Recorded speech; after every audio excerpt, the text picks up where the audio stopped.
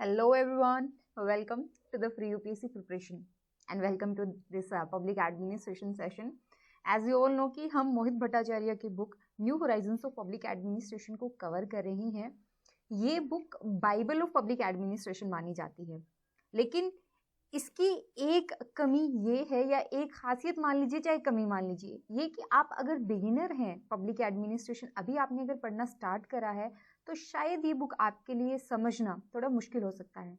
इसीलिए मैं इस सीरीज को लेकर के आई हमारे इस प्लेटफॉर्म मतलब हमारे इस channel YouTube channel free UPSC preparation के ऊपर। यहाँ पर मेरा उद्देश्य ये होता है कि मैं आपको इस बुक को, मैं ये नहीं कहती मैं लाइन बाय लाइन एक्सप्लेन करूँगी आपको, लेकिन जो कोर आइडियाज़ होते हैं, जो क्रक्स है पूरे बुक का या चैप्टर वाइज, मैं उनको एक्सप्लेन करने की कोशिश करती हूँ। अभी तक हमने 14 चैप्टर कवर कर लिए हैं, आज हम 15 चैप्टर की बात करेंगे जो कि बेस्ड है कंपैरेटिव पब्लिक एडमिनिस्ट्रेशन पे।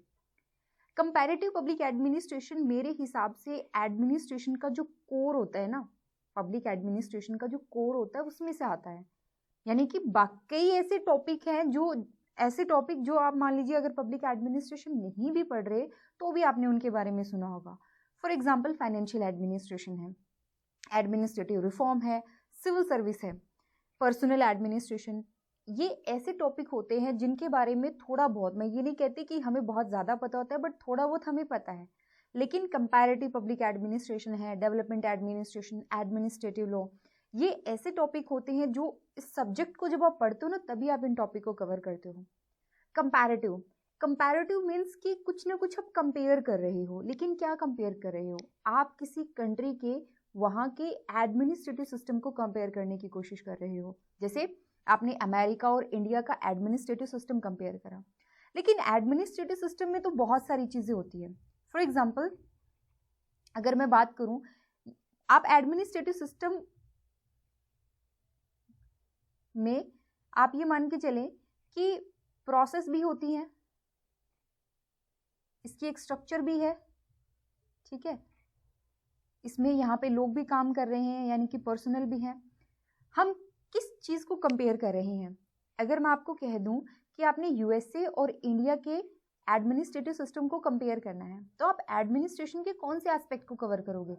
क्या आप ब्यूरोक्रेसी को कंपेयर करोगे, या फिर यहाँ पर आप जो एडमिनिस्ट्रेटिव प्रोसेस होती है, प्रोसेस इन द सेंस कि फाइल को कैसे हैंडल करा जाता है, डिसीजन कैसे लिया जाता है, कम्युनिकेशन कैसे होता है, मोटिवेट कैसे करा जाता है, कौन से फैक्टर के थ्रू मोटिवेट करा जाता है, क्या उन चीज़ों पे फोकस करोगे, या फिर आप फोकस करोगे वहाँ के पर्सनल मैनेजमेंट के ऊपर, पर्सनल एडमिनिस्ट्रेशन के ऊपर?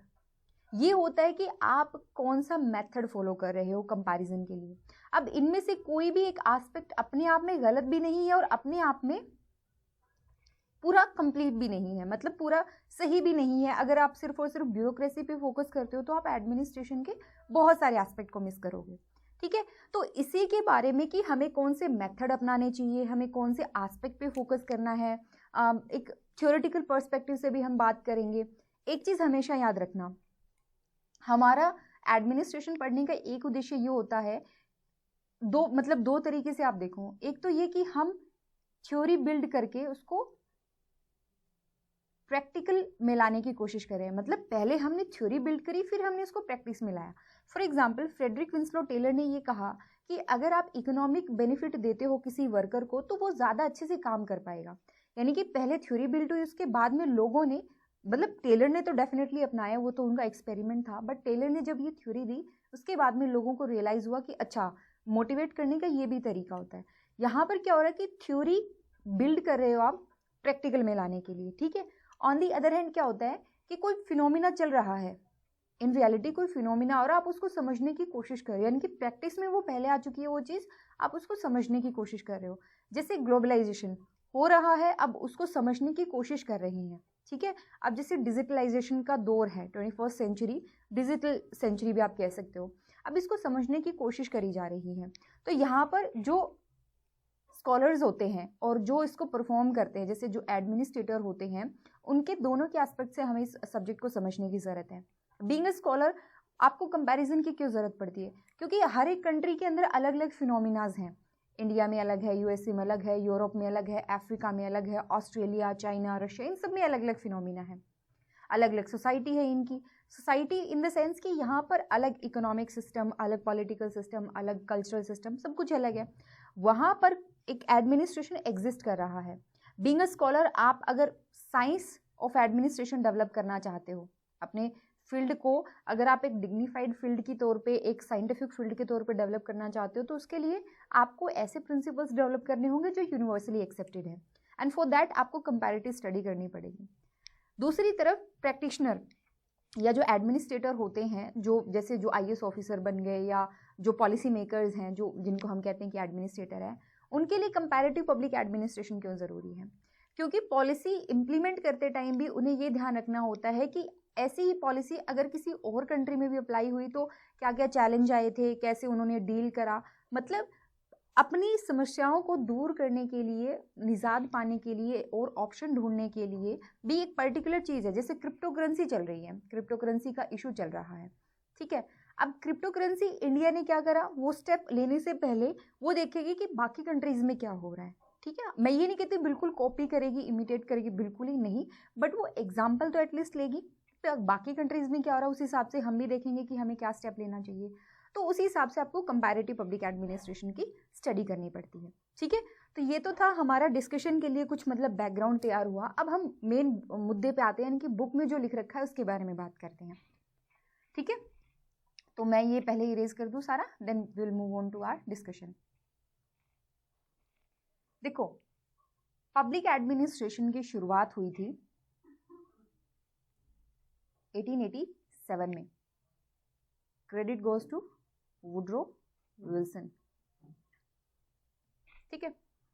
लेकिन उन्होंने ये कहा था कि आपको मतलब एडमिनिस्ट्रेशन को एक साइंटिफिक फील्ड के तौर पे इस्टेब्लिश करना चाहिए। उसके लिए आपको क्या करना पड़ेगा, कंपैरेटिव स्टडी की जरूरत पड़ेगी। लेकिन सिर्फ 1887 में ऐसा जिक्र पहली बार हुआ ये नहीं है, ऐसा नहीं है। इससे पहले भी कंपैरिजन के हमें कुछ और एविडेंस भी मिलते हैं। एंशिएंट टाइम में एरिस्टोटल जो पॉलिटिकल थिंकर थे, उन्होंने भी कंपैरेटिव अप्रोच अपनाई थी। उन्होंने कंपैरेटिव डिस्कशन स्टार्ट करा था ग्रीस के अंदर जो सिटी स्टेट्स हुआ करते थे उनके बारे में। ग्रीस जो एरिया था उसमें बहुत सारे छोटे छोटे सिटी स्टेट्स हुआ करते थे, काइंड ऑफ टाउन्स आप मान सकते हैं इनको, जो अपने आप में ही एक अपनी गवर्नेंस, अपनी सोसाइटी, उन सबको लेके चल रहे थे। हालांकि थे ये एक ही मतलब ग्रीस का पार्ट थे, लेकिन यहाँ पर एक हर एक सिटी स्टेट के अंदर एक अलग टाइप का सिस्टम फॉलो होता था। तो एरिस्टोटल ने इनका कंपैरेटिव डिस्कशन या कंपैरेटिव एनालिसिस स्टार्ट करा, ठीक है। और अगर हम देखें, इसका मतलब ये नहीं है कि कंपैरेटिव पब्लिक एडमिनिस्ट्रेशन की शुरुआत बहुत पहले हो गई थी, नहीं।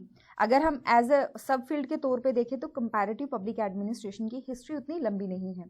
सेकेंड वर्ल्ड वॉर के बाद में ही इसके ऊपर डिस्कशन स्टार्ट हुआ था। खास करके जो इस फील्ड के स्कॉलर्स हैं उन्होंने यहाँ पर इंटरेस्ट दिखाना शुरू करा, ठीक है। Y? Because nation have been interested in organizing their executive branch of government, and as they try to innovate administratively, they studied and adopted practices of other countries. India ने भी ऐसा करा। जैसे एक एग्जांपल देती हूँ मैं आपको, हमारे यहाँ सोशलिज्म अपनाया गया। अब आप कहोगे कि जी हमारा सोशलिज्म तो बाकी कंट्रीज से अलग है, डेफिनेटली है, लेकिन याद करो कि हमारे यहाँ सोशलिज्म का जो मॉडल था वो कहाँ से इंस्पायर हुआ। हमारे जो फर्स्ट प्राइम मिनिस्टर थे वो यूएसएसआर की जो रिवॉल्यूशन हुई और उसके बाद में जो इकोनॉमिक डेवलपमेंट हुई उसको देख करके बहुत खुश थे, ठीक है। तो वो सोशलिज्म इंडिया में अपनाना चाहते थे, लेकिन कैसा सोशलिज्म? Democratic socialism. हालांकि उन्होंने अपने हिसाब से चेंज तो करा, लेकिन कहने का मतलब ये होता है कि वो दूसरी कंट्री के अंदर जो कुछ हो रहा था उसको प्रॉपर्ली स्टडी करा जा रहा था, उसको अडॉप्ट करने की कोशिश हो रही थी। 18th और 19th सेंचुरी के अंदर यूरोप के अंदर जो रिवोल्यूशनरीज और रिफॉर्मर्स थे, उन्होंने अपने दायरे से निकल करके, अपनी पॉलिटिकल बाउंड्री से निकल करके बाकी यूरोप में देखा कि क्या कोई ऐसा इंस्टीट्यूट है, क्या कोई ऐसा सिस्टम है जो हमें कॉपी करना चाहिए, या कोई ऐसा इंस्टीट्यूशन जो हमें रिजेक्ट कर देना चाहिए। लेकिन सबसे ज़्यादा कंपैरेटिव रिसर्च होती है 1895 से लेकर के 1920 के बीच में। क्यों? क्योंकि यहाँ पर एक तरीके से शुरुआत होती है कंपैरेटिव स्टडीज़ की बाय द स्कॉलर्स में। जैसे आपके मैक्स वेबर आते हैं जो ब्यूरोक्रेटिक थ्योरी देते हैं, उसके बाद में शुरुआत होती है ब्यूरोक्रेसी के बेसिस पे अलग अलग कंट्री को कंपेयर करने की। वो हम जब मेथड्स एंड मेथडोलॉजी आएगा तब हम उसके बारे में बात करेंगे, ठीक है। सो कंपैरेटिव पब्लिक एडमिनिस्ट्रेशन का जो दायरा था वो सेकेंड वर्ल्ड वॉर के बाद में बढ़ता चला गया। लेकिन शुरुआत कहाँ से हुई? यूरोप और अमेरिका से। अब बेसिक इंटरेस्ट इन इवोल्यूशन की बात करते हैं। जो कंपैरेटिव पब्लिक एडमिनिस्ट्रेशन है ये क्रॉस कल्चरल पब्लिक एडमिनिस्ट्रेशन है। क्रॉस कल्चरल का मतलब कि अलग अलग cultural studies, cultural in the sense कि जैसे इंडिया, चाइना, रशिया, अलग अलग कल्चरल स्टेट्स हैं ये, तो यहाँ पर अलग अलग कल्चर में आप एडमिनिस्ट्रेशन को स्टडी कर रहे हो। अब यहाँ पर अलग व्यू पॉइंट है, जैसे जो एडमिनिस्ट्रेशन के फाउंडिंग फादर्स थे लाइक एल.डी. वाइट, वो ये मानते हैं कि कल्चरल फैक्टर कोई ज़्यादा डिफरेंस क्रिएट नहीं करता, खास करके एडमिनिस्ट्रेशन के अंदर। ये वो थिंकर्स हैं जो ये मानते हैं कि कंपैरिजन का कोई फ़ायदा नहीं है, क्योंकि आपके जो प्रिंसिपल्स हैं वो अल्टीमेटली है तो सिमिलर ही, चाहे आप किसी भी देश के अंदर चले जाओ। जो एडमिनिस्ट्रेटिव प्रिंसिपल है भी, जैसे पोस्ट को मेथड है, ठीक है, प्लानिंग, ऑर्गेनाइजिंग, स्टाफिंग, डायरेक्टिंग, ये तो हर जगह फॉलो होता है ना, आप चाहे किसी कंट्री में चले जाओ। तो एल.डी. वाइट जैसे जो और थिंकर्स थे उनका ये मानना था कि कल्चरल फैक्टर कोई ज़्यादा फर्क लाता नहीं है। ऑन दी अदर हैंड ऐसे राइटर्स भी थे जो ये मानते थे कि कल्चरल फैक्टर बहुत डोमिनेंट रोल प्ले करता है, ठीक है, जैसे रॉबर्ट डाल, ड्वाइट वोल्डो। और इस रिसर्च को या इस स्टडी को एक और मतलब कह सकते हैं कि जोर पकड़ता है जब कंपैरेटिव एडमिनिस्ट्रेटिव ग्रुप की स्थापना होती है। कंपैरेटिव एडमिनिस्ट्रेशन ग्रुप की स्थापना होती है 1962 में। वहां पर एक, अगर आप इसका कॉन्टेक्स्ट समझे तो उस टाइम पे कोल्ड वॉर चल रहा है, ठीक है, यानी कि यूएस और यूएसएसआर के बीच में कोल्ड वॉर यहाँ पे चल रहा है। यूएसए के अंदर कंपैरेटिव स्टडी के लिए एक ग्रुप बनाया गया है और इसको फाइनेंस कहाँ से मिल रहा है? फोर्ड फाउंडेशन के द्वारा इसको फाइनेंस प्रोवाइड कराया जा रहा है। और यहाँ पर इसके चेयरमैन कौन है? फ्रेड डब्ल्यू रिग्स, यानी रिग्स अपनी थ्योरी देने वाले हैं, जो उनके प्रिज्मेटिक साला मॉडल है उनके बारे में बात करने वाले हैं, ठीक है। अब हुआ ये कि जो फोर्ड फाउंडेशन की फंडिंग आती थी वो 1971 में बंद कर दी गई। रीजन बीइंग, जिस उद्देश्य से फोर्ड फाउंडेशन ने इनको फंडिंग देना स्टार्ट करा था, अकॉर्डिंग टू द फाउंडेशन वो जो उद्देश्य था वो पूरा नहीं हुआ, जो ऑब्जेक्टिव था वो पूरा नहीं हुआ। इनका ये मानना था, फोर्ड फाउंडेशन का ये कहना था कि ये ग्रुप कुछ इंपीरिकल और प्रैक्टिकल प्रॉब्लम सॉल्विंग अप्रोच को लेने की बजाय वो बस थ्योरी बिल्डिंग पे ध्यान दे रहा है, ठीक है। तो फेरेल हेडी कहते हैं कि कंपैरेटिव पब्लिक एडमिनिस्ट्रेशन के पीछे हमारे 4 कंसर्न हैं। हम क्यों स्टडी करते हैं, क्यों हम कंपैरिजन करते हैं, क्यों हम कंपैरेटिव पब्लिक एडमिनिस्ट्रेशन पढ़ते हैं, उसके पीछे 5 रीजन उन्होंने बताए थे या मोटिवेटिंग फैक्टर बताए थे उन्होंने। एक तो है द सर्च फॉर थ्योरी, हम जो कुछ अराउंड द वर्ल्ड हो रहा है उसके लिए हम कोई ना कोई थ्योरी, मतलब उसका जस्टिफिकेशन मान लीजिए, या फिर हम उसको समझना चाहते हैं, तो उसके लिए हम कंपैरेटिव पब्लिक एडमिनिस्ट्रेशन की स्टडी कर रहे हैं। दूसरा, जो थ्योरी हमने बिल्ड करी, जो चीज़ हमने पढ़ी भी, ऐसा यूनिवर्सल हमारे पास कुछ प्रिंसिपल्स हैं, कुछ चीज़ें हैं जिनको हमें अप्लाई करना है, तो वो जो अर्ज है, वो जो हमारी फीलिंग है कि हमें इसको अप्लाई करना है, वो अर्ज, वो सेटिस्फाई करने के लिए फॉर प्रैक्टिकल एप्लीकेशन हमें कंपैरेटिव पब्लिक एडमिनिस्ट्रेशन की स्टडी करनी पड़ती है। Then the incidental contribution of the broader field of comparative politics. Comparative politics, अब बहुत सारे टर्म्स आते हैं, कंफ्यूजिंग टर्म, जैसे कंपैरेटिव गवर्नमेंट आ गया, कंपैरेटिव पॉलिटिक्स आ गया, कंपैरेटिव पब्लिक एडमिनिस्ट्रेशन आ गया। कंपैरेटिव पॉलिटिक्स एक ब्रॉडर फील्ड है, ठीक है, और आपको पता है पॉलिटिक्स और एडमिनिस्ट्रेशन का तो रिश्ता कैसा है। ऑलरेडी अगर आप एडमिनिस्ट्रेशन पढ़ते आ रहे हो तो डेफिनेटली यू नो कि इनकी रिलेशनशिप कैसे इवॉल्व हुई है। तो कंपैरेटिव पॉलिटिक्स से इन्फ्लुएंस होकर के भी हम एडमिनिस्ट्रेशन की स्टडी कर रहे हैं। Then the interest of researchers trained in the administrative law. ऐसे रिसर्चर्स जिन्होंने एडमिनिस्ट्रेटिव लॉ की स्टडी करी है, यानी कि जो लोग ये मानते हैं कि एडमिनिस्ट्रेटिव लॉ या लॉ फॉर द एडमिनिस्ट्रेशन या administrator should be different from the common man और the law which apply on the common man. ऐसे लोग या ऐसा ये जो फील्ड है एडमिनिस्ट्रेटिव लॉ, जिन्होंने इसकी स्टडी करी है, वो रिसर्चर्स, उनका इंटरेस्ट था कंपैरिजन के अंदर।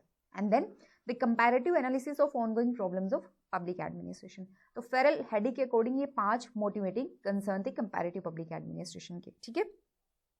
देन ये जो ट्रेडिशनल पब्लिक एडमिनिस्ट्रेशन है या जो कोर सब्जेक्ट है आपका पब्लिक एडमिनिस्ट्रेशन का, उससे कैसे डिफरेंट है कंपैरेटिव पब्लिक एडमिनिस्ट्रेशन। तो बुक के जो राइटर है वो कहते हैं कि 2 मेजर एस्पेक्ट के अंदर comparative public administration is different from the public administration. कौन सा? पहला है कि पब्लिक एडमिनिस्ट्रेशन कल्चर बाउंड है। Culture bound in the sense हम बात करते हैं कि अमेरिकन एडमिनिस्ट्रेशन, ठीक है, हम बात करते हैं इंडियन एडमिनिस्ट्रेशन की, हम बात करते हैं चाइनीज एडमिनिस्ट्रेशन की। तो यहाँ पर जिस कॉन्टेक्स्ट में हम बात कर रहे हैं वो कल्चर ही तो है, तो ये तो पब्लिक एडमिनिस्ट्रेशन है।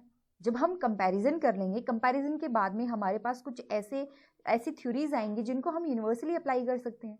तो ये कहते हैं कि पब्लिक एडमिनिस्ट्रेशन तो कल्चर बाउंड है, क्योंकि कंट्री का जो एडमिनिस्ट्रेटिव सिस्टम है वो वहाँ की सोशियो पॉलिटिकल रियलिटीज के अंदर ही बना होता है। सेकेंड रीजन या सेकेंड एस्पेक्ट जिसमें वो अलग है, पहला तो ये कि इसके ओरिजिन में ही फर्क है, मतलब public administration is different from comparative public administration in respect of its origin. जैसे जो पब्लिक एडमिनिस्ट्रेशन है वो यूएसए में शुरुआत हुई, उसकी 1887 में वुड्रो विल्सन ने स्टार्ट करी, और ये प्रैक्टिशनर ओरिएंटेड है, यानी कि ये एडमिनिस्ट्रेशन के रियल वर्ल्ड से रिलेटेड है। रियल वर्ल्ड में जो हो रहा है, मतलब आपकी कंट्री में जो हो रहा है, मोस्ट ऑफ स्कॉलर्स ने, जैसे आप चाहे टेलर ले लो, फायोल, जितने भी स्कॉलर्स थे उन्होंने अपनी कंट्री के एडमिनिस्ट्रेटिव सिस्टम को स्टडी करा और उसको इसके हिसाब से आपने थ्योरी देने की कोशिश करी। मतलब कंट्री तो नहीं, मतलब जिस ऑर्गेनाइजेशन में जहाँ पर वो जुड़े हुए थे उससे रिलेटेड उसको स्टडी करा और फिर अपनी थ्योरी दी उन्होंने, यानी कि वो रियल वर्ल्ड से जुड़े हुए थे और बाद में थ्योरी डेवलप हुई। कंपैरेटिव पब्लिक एडमिनिस्ट्रेशन ने थ्योरी बिल्ड करी, कोशिश करी थ्योरी बिल्ड करने की, उनका कोई प्रैक्टिकल कंसर्न नहीं था, they want to seek knowledge for the sake of knowledge, ठीक है, for the sake of knowledge, sake of knowledge. The earliest stage of CPA was enriched by the study growth of subfield called development administration. अब यहाँ पर है ना, कई लोगों को कंफ्यूजन होती है कि ये क्या चक्कर है। कई बार क्या होता है कि जो चीज़ सिंपल दिखती है, मतलब कई स्टेटमेंट जो हमें सिंपल लगती है वो एक्चुअल में सिंपल होती नहीं है। यहाँ पर उद्देश्य ये है कहने का कि जैसे 1945 में सेकेंड वर्ल्ड वॉर खत्म हुआ, दो फिनोमिना होते हैं 1945 के अंदर। सेकेंड वर्ल्ड वॉर खत्म होने के बाद में इंपीरियलिज्म भी खत्म होने लगता है, यानी कि कॉलोनीज जो थी, यूरोपियन नेशन की जो कॉलोनीज थी, धीरे धीरे अपने आप को फ्री करने के लिए वहाँ पे नेशनलिस्ट मूवमेंट चलते हैं। यूरोपियन पावर इतनी वीक हो चुकी थी कि वो कॉलोनीज पे कंट्रोल नहीं कर सकती थी, इसीलिए उन्होंने क्या करा भाई, धीरे धीरे वहाँ से इंपीरियलिस्टिक जो पावर थी वो कम होने लगी। बहुत सारी कंट्री इंडिपेंडेंट हुई, एशिया के अंदर, अफ्रीका के अंदर, ठीक है। अब जो कंट्री इंडिपेंडेंट हुई, अब उनको क्या करना था, उनको एक नए दौर में अपने आप की एक आइडेंटिटी बनानी थी। उनके लिए 100-200 साल जितने लंबे टाइम तक जो अंग्रेज आए, जो यूरोपियन पावर आई, जो उनके ऊपर राज करके चली गई, अब यूरोपियन पावर जा चुकी हैं, लेकिन 200 साल तक उनको खुद वो पता, 200 साल वो मान लीजिए राज करके गई, तो अब उनको ये समझना है कि वो यूरोपियन पावर जो फॉलो कर रही थी उसी को फॉलो करेंगे या फिर वो अपना कुछ नया इन्वेंट करेंगे। बहुत सारी कंट्रीज ने उन्हीं का जो यूरोपियन पावर है उसी को फॉलो करने की कोशिश करी, ठीक है, कि वो डेवलप थे, हम भी डेवलप हो जाएंगे। फर्क ये था कि पहले यूरोपियंस खुद राज कर रहे थे, अब वो पावर हमारे हाथों में आ गई, ठीक है। अब मुद्दा ये निकला कि धीरे धीरे ये रियलाइज हुआ कि उनके द्वारा फॉलो किए गए मेथड आप अपनी कंट्री में लागू नहीं कर सकते। उसके पीछे बहुत सारे रीजन हो सकते हैं, और यहाँ से शुरुआत होती है डेवलपमेंट एडमिनिस्ट्रेशन की, ठीक है। यानी कि एक ऐसा फील्ड बनाने की कोशिश करी जाती है, एक ऐसी स्टडी की शुरुआत होती है जिसके पीछे रीजन ये होता है कि क्यों वेस्टर्न मेथड आप बाकी कंट्रीज के अंदर आप अप्लाई नहीं कर पाए, और अप्लाई करे भी तो वो रिजल्ट निकल करके नहीं आया जो एक्सपेक्टेड था। उसके पीछे रीजन क्या था? तो यहाँ से शुरुआत हुई डेवलपमेंट एडमिनिस्ट्रेशन की। डेवलपमेंट एडमिनिस्ट्रेशन बहुत पीक पे पहुंचता है, फ्रेड डब्ल्यू रिग्स भी बात करते हैं इसके बारे में। अगर आपने ध्यान दिया हो तो फ्रेड डब्ल्यू रिग्स आप डेवलपमेंट एडमिनिस्ट्रेशन में भी पढ़ते हैं और कंपैरेटिव पब्लिक एडमिनिस्ट्रेशन में भी पढ़ते हैं। रीजन, क्योंकि उन्होंने कंपैरेटिव स्टडी तो करी, लेकिन कंपैरेटिव स्टडी किस लिए? क्योंकि वो जो डेवलपिंग नेशन थे उनके डेवलपमेंट प्रोसेस को वो एक्सप्लेन करना चाहते थे, ठीक है। तो ये चीज़ है, आई होप आपको समझ में आई होगी, और आई होप आपको चीज़ें क्लियर हो रही हैं। एटलीस्ट आपके अंदर क्यूरियोसिटी ज़रूर डेवलप हो रही है कि नेक्स्ट टाइम आप जब भी कंपैरेटिव पब्लिक एडमिनिस्ट्रेशन या डेवलपमेंट एडमिनिस्ट्रेशन उठाओगे तो एटलीस्ट अब आपके माइंड में इतना ज़रूर है कि हाँ, डेवलपमेंट एडमिनिस्ट्रेशन की शुरुआत हुई 1945 के बाद में हुई, हमें भी पता है, लेकिन कंपैरेटिव पब्लिक एडमिनिस्ट्रेशन और डेवलपमेंट एडमिनिस्ट्रेशन पैरेलली चल रही हैं, पैरेलल चल रही हैं साइमल्टेनियसली, ठीक है। तो ये चीज़ आप ध्यान में रख के पढ़िएगा, ओके। आगे बढ़ते हैं, बात करते हैं feature of comparative public administration की। फीचर कुछ दिए हुए हैं, जैसे ये एक नया सब फील्ड है जो सेकेंड वर्ल्ड वॉर के बाद में स्टार्ट हुआ। कंपैरिजन के लिए बहुत सारी अप्रोच है हमारे पास, बहुत सारी कंपीटिंग एंड डाइवर्स अप्रोच है, okay. Then different different approach का रीजन क्या है, क्योंकि स्कॉलर हर डायरेक्शन से इसको स्टडी करना चाह रहा था, इसलिए हमारे पास डिफरेंट अप्रोच है। जैसे हमारे पास सिस्टम अप्रोच है, स्ट्रक्चरल अप्रोच है, स्ट्रक्चरल फंक्शनल अप्रोच है, इसके अलावा हमारे पास इकोलॉजिकल अप्रोच है इसको समझने के लिए। तो डिफरेंट डिफरेंट अप्रोचेस हैं कंपैरिजन के लिए। देन दो वर्ड आते हैं यहाँ पर, नॉमोथेटिक एंड इकोलॉजिकल अप्रोच। अगर आपको नहीं पता नॉमोथेटिक का मतलब क्या होता है तो मैं यहाँ पे बहुत ही ब्रीफली आपको एक्सप्लेन कर देती हूँ। नॉमोथेटिक का मतलब ये होता है, फॉर एग्जाम्पल मैंने आपको कहा कि आपको चाइना, रशिया और इंडिया, इन तीनों की एडमिनिस्ट्रेटिव सिस्टम को स्टडी करना है, ठीक है। अब यहाँ पे दो टाइप के स्कॉलर्स आएंगे।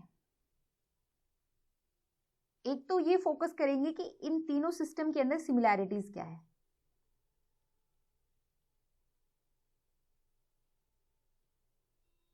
ठीक है।